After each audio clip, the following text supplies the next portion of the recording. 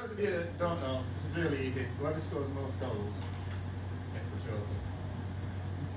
So we always do the top three. So in third place with 6 goals, it's Coyote.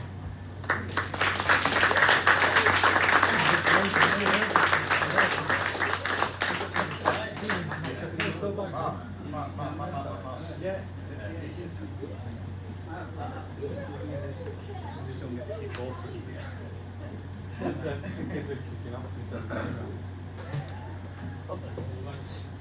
In second place with 14 goals is Mark Wolfenden.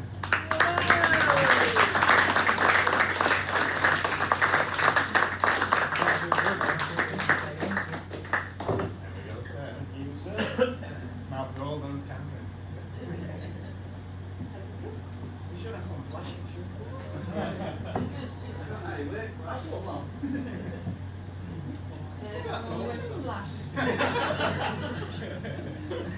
Oh, you flash not watching. Thank you.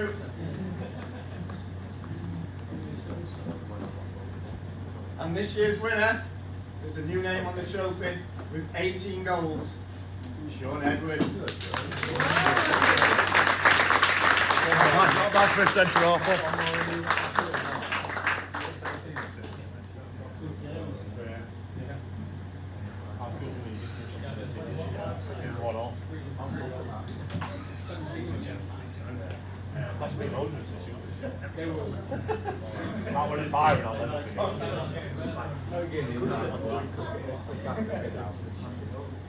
Bring me that ball back.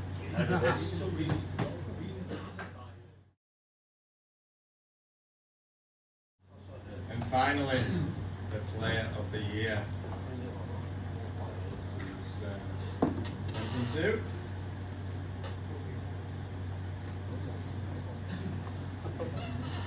2. Okay. In third place, I'll put it away and I need stats now. Third place for the Player of the Year trophy with 12 Man of the Match awards is David Sinclair. Go on, Cine, get up, man. Come on, Cine. Apparently, Cine has messaged Wolfie to say he's washing his hair tonight and he's not being able to get What are they now? He has, he's got a lot of hair now. So well done, Cine. It never turns up when he's not one big one, does it? In second place, with 15 Man of the Match awards. Just think, if he'd have not missed those last few games, he could have taken it. It's Terry Adams. You're his first loser, right?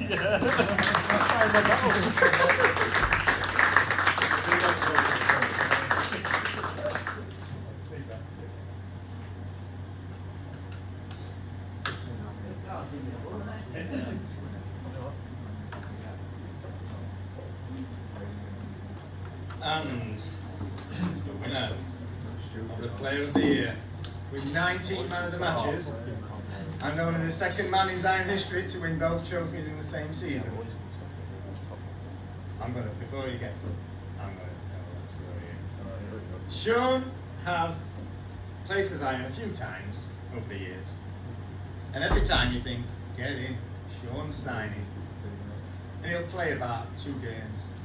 And he'll stand in the middle of the park and not move. And you're like, well, that were good, weren't it? Glad Sean signed. So this year he comes to me and he says, Matt, I want to sign. And I'm like, here we go again. I'm like, all right, Sean. He's like, I'm committed this year, Matt. I want it this year. And I'm like, you say that every time, Sean. But this year, he's actually committed, hasn't he? And he's played most games. No, he played more than that. And because of that, particularly in the early part of the year, he was cleaning up with the Man of the Match awards. And he deserves to have actually taken this year. So well done, Sean. 19 Man of the Match awards. If you'd like to come and collect your trophy.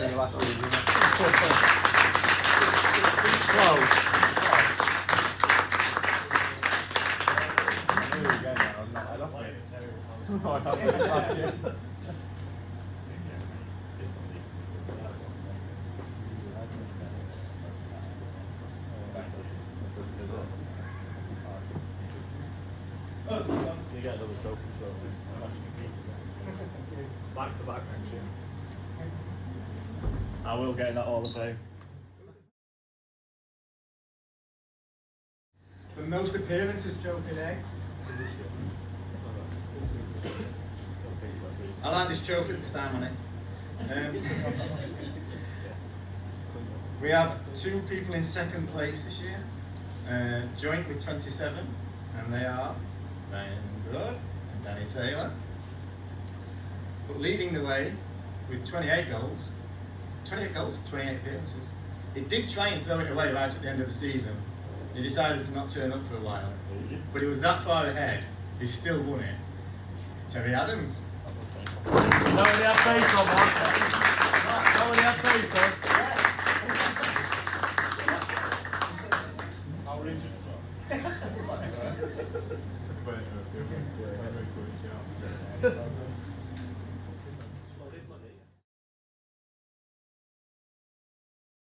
So, Mark Woofenden, this year is hit 102, and so we have Fame shirt here.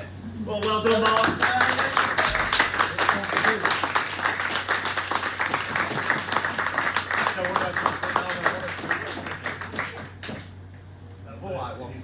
Oh, we're in. Ready? Yeah, just like me.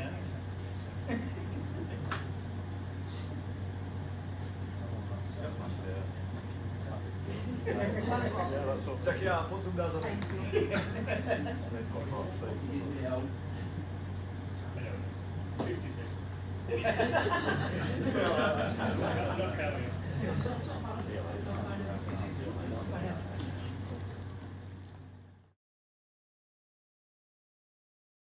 Okay, well, another trophy. For the first time since, I think it's 2010, when Joe Wilson decided to keep track, we have a most assists trophy this year. Terry Adams decided to keep track of it, and so we've only got the top one, but we had 3 people in 3rd place. We had Tommy Allen, Mark Woofenden and Sean Edwards with 4 each. Gibbo came 2nd with 5, but clear out in front is the person who actually put the trophy together. It's Terry Adams.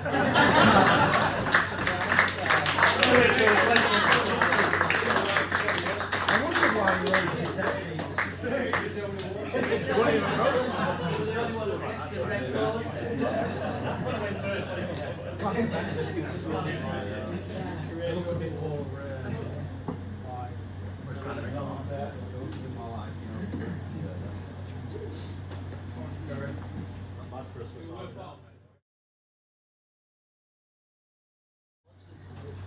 So next, we have a new Centurion, Ryan Good. It's in 105 games this year, and to celebrate, we have a shirt here.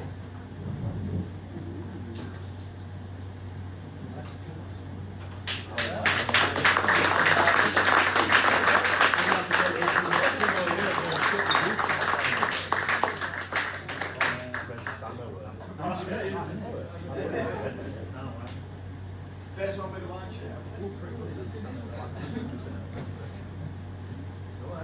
Awfully clean for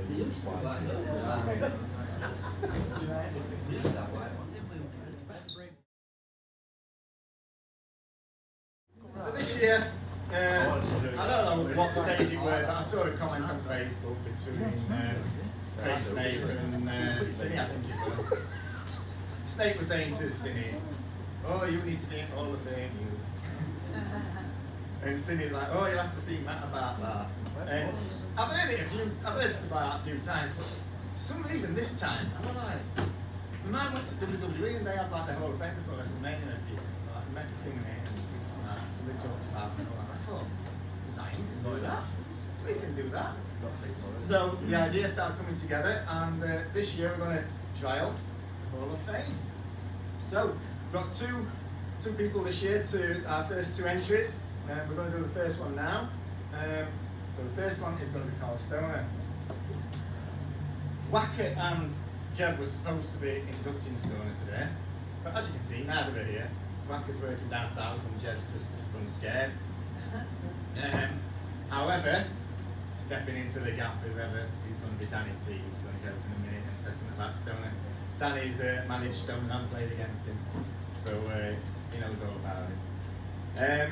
But I want to say something first.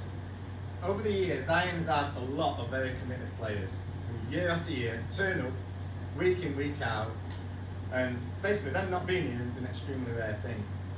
Today we have Alan Berry, we have Terry Adams, who, if any of them are missing, it's really rare, everybody notices. Because they're here just week in, week out, year after year after year. But for me, the benchmark of commitment has always been Stoner, because he was the first one to be like that. Stoner was top of the most appearances list from the 2005-06 season. He wasn't removed until 18-19 by me, which is every week. For somebody who, shall we say, is contracted to Zion, it's taken till this year when Alan's finally taken it. To kind of, well, first of all, Stoner played from 2003 to 2015, rocking up over 300 appearances for us. But to demonstrate the sort of commitment that Stoner had, I'm going to tell you one story. I believe it was a Friday night, because this was a lot of years ago, so I might have used a bit of Hollywood licensing. Got a phone call from him. Matt, I might not be able to play tomorrow. Alright mate, everything okay? Yeah, our lass is in labour though, so it depends when baby comes. I'm like, hey mate, it's fine, we've got plenty. You stay with Emma and young one. And he's like, no, I want to play Matt, but I do want to see baby being born. If they're born in time, I'll be there. If not, I won't. So I'm like, no worries mate. So I'm there thinking, there's no chance he's coming. I'll prepare the team without him. 9:30 Saturday morning, Matt, baby's arrived, so I'm on way. Played the game. So to induct Stoner into the Zion Hall of Fame, if Danny will come and give a little talk and present him with his. So, I've played for Zion for a couple of years now. As probably quite a few of you will know, I played at Swallownest Bethesda for about 26 years before that. So I've played around the league for a long time. Zion and Swallownest have always had a really good healthy rivalry. We've had a lot of players that have played for both teams. We've had a lot of games against each other. And Matt played for Swallownest before he ran away and set up Zion. So in the early days particularly, we used to have a lot of games, a lot of friendly games, and we had a good crack between the lads. Which means that I got the pleasure of playing against Stoner, and as a central midfielder meant I got to play against Stoner every time we played a friendly. Is that why you wear knee brace now? Yeah, exactly, that's right. Because I always knew it was going to be a tough game playing against him, because he's strong, physical, good player, good vision, plays good passes, and he was there every single time we played against one another. And I always had a lot of respect for him, and our team respected you very much for that. Now, one of the things that we found was when Stoner became available, it became apparent that he could potentially sign up for Swallownest. I got in touch with him straight away and was delighted that he wanted to come and play. And he came and played for my team for 3 or 4 years, and a bit like with Zion, he was there every week. He wanted first names on the team sheet, he played every game, good quality, always consistent, always behaving himself well, and always being a really good with himself. I think the clincher though was before I signed him, just to show the kind of vision that this guy's got in football. Because I think sometimes people don't appreciate just how much he sees on the pitch. So we're playing against Zion. I was playing at Swallownest at the time. He was in the middle of the park, and he could see, I'm sure it was Will Johnson, and I'm using artistic license to be here. I think it was Will Johnson, who later also played for Swallownest, who was running through on goal. And Stoner was close to the centre circle, near the halfway line. And we got a referee, Walter, who some of you might remember. Walter at the time, it was a few years ago, so I think Walter was only about 135, 136 at that time. He was, this guy honestly wasn't the fastest of referees, or indeed the youngest. But Walter was refereeing. Walter didn't really leave the centre circle. So Stoner looks up and he sees that Will Johnson's still on goal. So he played this ball, 40-yard pass, crossfield, perfect ball to Will. The problem was that Will was offside by about 12 yards, he was miles offside. So we waited for the whistle and we looked around. Ref, he's offside. He looks around. Ref, couldn't find the ref. What we found was that Stoner was laid on top of him because he had the vision to not only see the pass, but to see that Walter was there and to take him out as he had played the pass and just lay him on the floor so he couldn't give the offside. Perfect vision, really, really well executed. It was a pleasure to play with Stoney for all those years, and it was a pleasure actually to play against Stoney for all those years. And he's a very, very worthy member of this Hall of Fame, and the very first as well, which I think is well deserved. So if you want to come on up, we'll pass you the pin.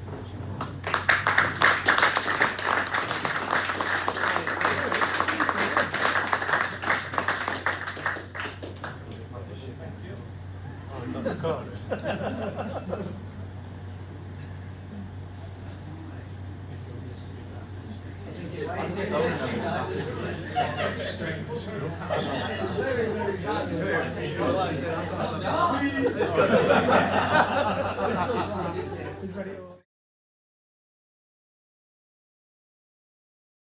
Next is our second Hall of Fame.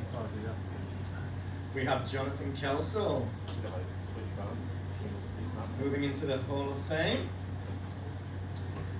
Johnny has more loyal mates than Stoner. His mates have turned up today to induct him into the Hall of Fame.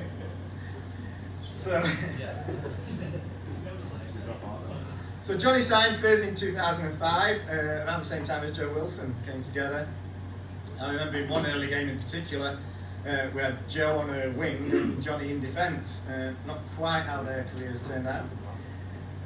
Johnny played until 2011, rocking up 141 appearances. But then he made a comeback in 2013 for a couple more seasons and finished on 191. Currently 11th in our all-time appearances. Now, I've said about Johnny before, and I'll say it again here. For me, Johnny is the best player to have played regularly for Zion who's never won one of the top awards. He's the best regular winger we've had. He's up and down for 90 minutes. He knew how to defend and attack just as easily, whichever one he was doing. And he basically very good at both.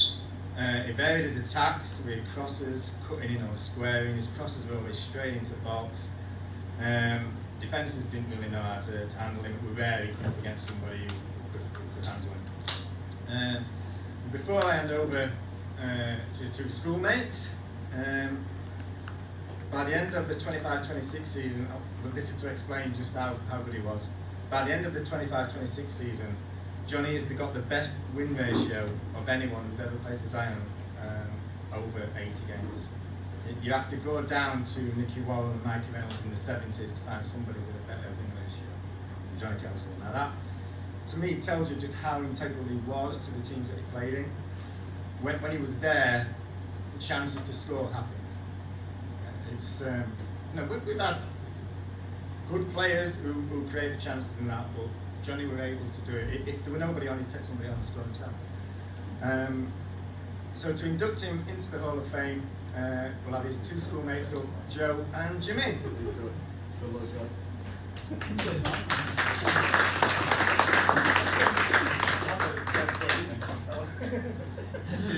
Cheers, Johnny, for writing that speech for that, by the way.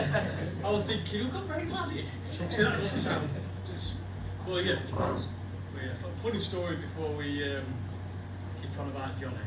So I got a text from Matt at about, it was Saturday night, it was about 5 to 10 at night, and I'm like, Jimmy, we've got time for a quick chat. And I'm like, I still saw this tonight, a bit weird, but no one texted me really at that time. Anyway, he brings me up and says, I said to my wife, I said, Bradford wants to speak to me.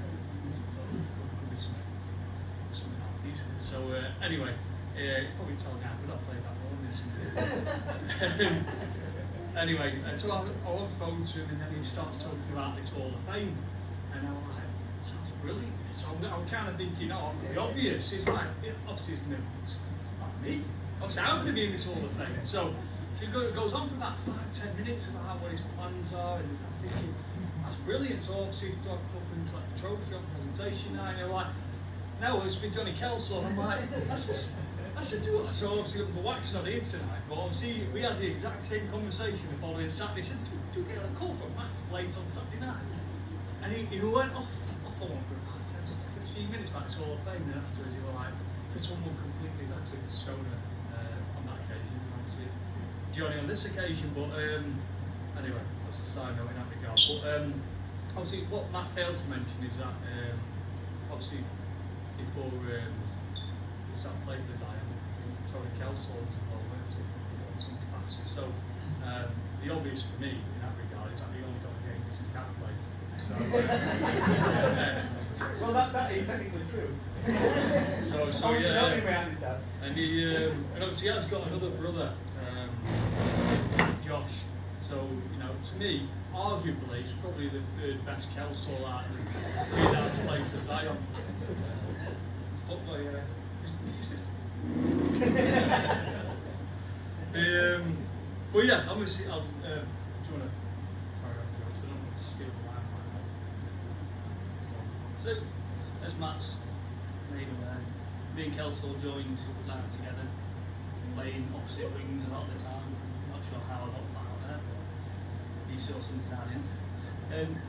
Even though we were young, probably the youngest in the team, you could always rely on Kelsall to fly into tackles, take you down with people twice his size, 3 times his weight, and then he was about 8 stone at that time.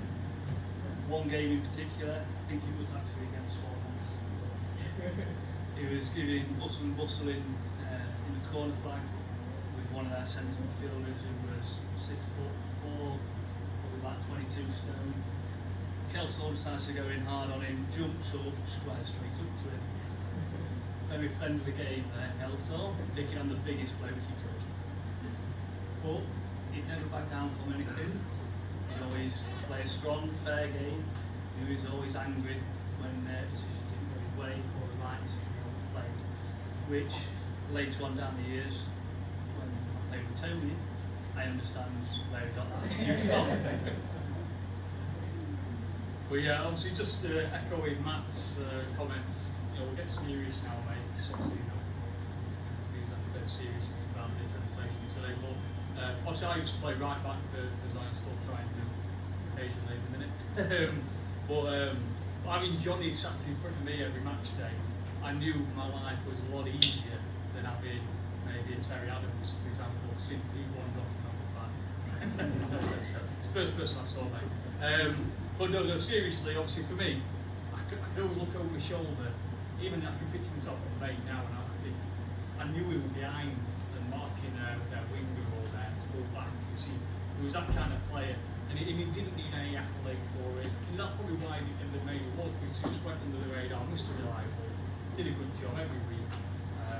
We had a good group for us, obviously, so Joe, obviously Johnny, good close mates, and obviously was good to share those days on the pitch together. Obviously, it's few and far between these days. I don't know how many days they are left on the card, but yeah, just to echo what's been said already. Not only on the field, off the field as well. Cracking lad, loyal, reliable. Obviously, knows having back. Yeah, do you want to have him? Yeah, obviously Matt's in his both states about the reliability of Kelsall every Saturday morning. And that went through even when we were old enough to drink, turn up every Saturday morning, sometimes with Jimmy, sometimes without. And still putting in great performances, playing up on the helipad pitch up in Sheffield, turning up without Jimmy on that occasion. Matt looking at me and Kelsall like, what are we doing here? Why are you come to play football? But it was a great game, and Kelsall came away with 4 goals that game. So yeah, just to finish off, congratulations, mate. Both myself and Joe and the Zion team, and welcome to the Hall of Fame. Not that we're in it yet.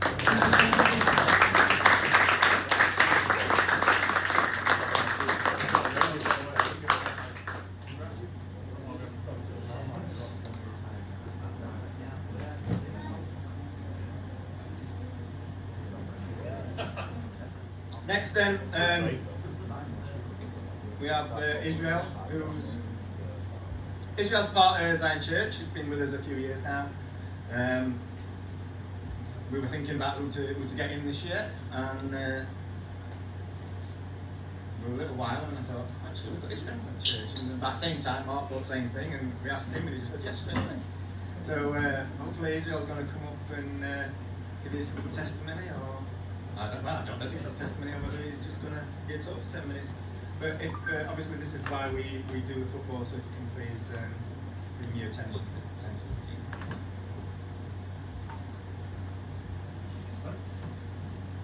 Yeah, nice.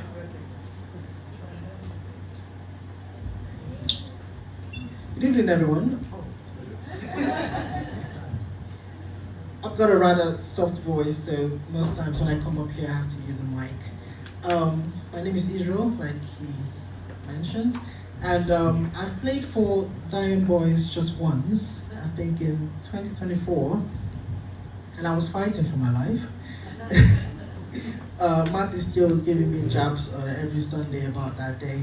But the one thing I remember very clearly, which I'm sure all of us can relate to, is while I was fighting for my life, because I was playing defense, and this young man from the opposing team was really running, he was really fit.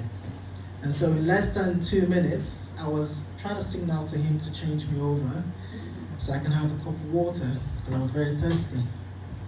And that's the one thing I'm sure all of us can relate to here, that when you're running, when you're exercising, you get very thirsty. And it's a very common phrase or a saying to say life is a race.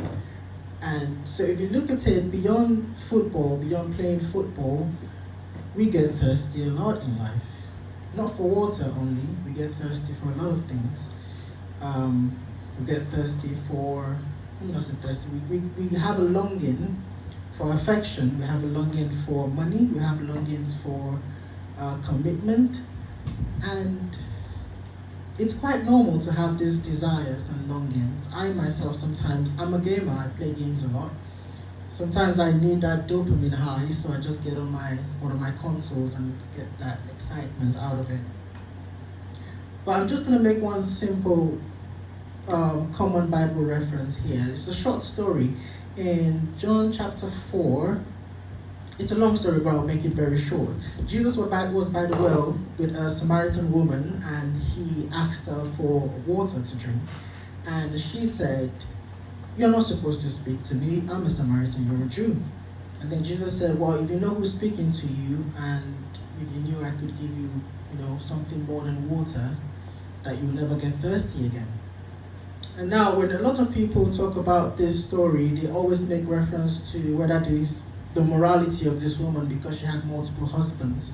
But what they not mention, which I'm just going to briefly say here, is that this woman had a longing for something that made her go through number 1, 2, 3, 4, 5 husbands. And she wasn't satisfied. She was thirsty for something that she was looking for, but she couldn't find satisfaction anywhere else. And for some of us, sometimes we don't even know what we're looking for. We don't know what we're longing for. We don't know what is missing.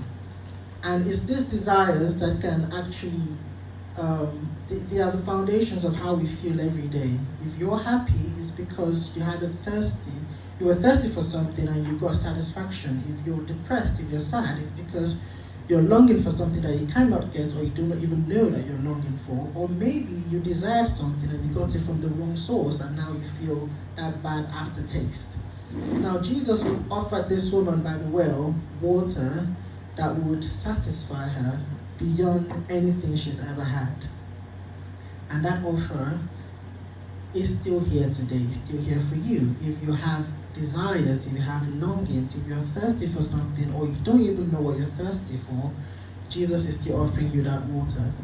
Is that living water, is the water that brings peace that passes all understanding, is the water that brings calm to your life no matter what's happening around you. Yes, we will still desire to have bigger houses, nicer cars, we still desire to have better jobs, which there's no problem with all of that. But in the midst of everything that is not good that is happening around you, you find that the people that have this water from Jesus, they're happy always. You see them, they may wear just 2 clothes all of their lives, but they're very happy. They may live in a very small house, but they're very happy. They may have or not have children. They'll still be very happy because they have that peace in them that cannot be explained unless you come and have a taste of of that water. And I know you might be wondering, how do you have this taste? Well, it starts by giving your life to Jesus. Now, it sounds very daunting when we say give your life to Jesus. It sounds like you're losing something, but you're not actually. You're not going to wake up and lose your house or your car or anything like that. You're not losing your will even. But what you're doing is you're trusting God to take care of the things that you cannot take care of. What you're doing is trusting Him to answer your prayers. You're trusting Him to deal with things that you cannot even talk to anyone else about. And having a sip of that water through Jesus, like I said, is by giving your life to Him, trusting Him and fellowshipping with Him. Example of that fellowship is being here every Sunday to talk to us, to discuss with us, and also help to build your faith. So I encourage us, after this meeting, if you feel you want to know more about this living water that can satisfy all your desires, or rather mold your desires to be the right ones, then you can meet Mark or Joy after, and you can also come here on Sunday and we'll talk more about it. Just not going to take so much of your time. Thank you.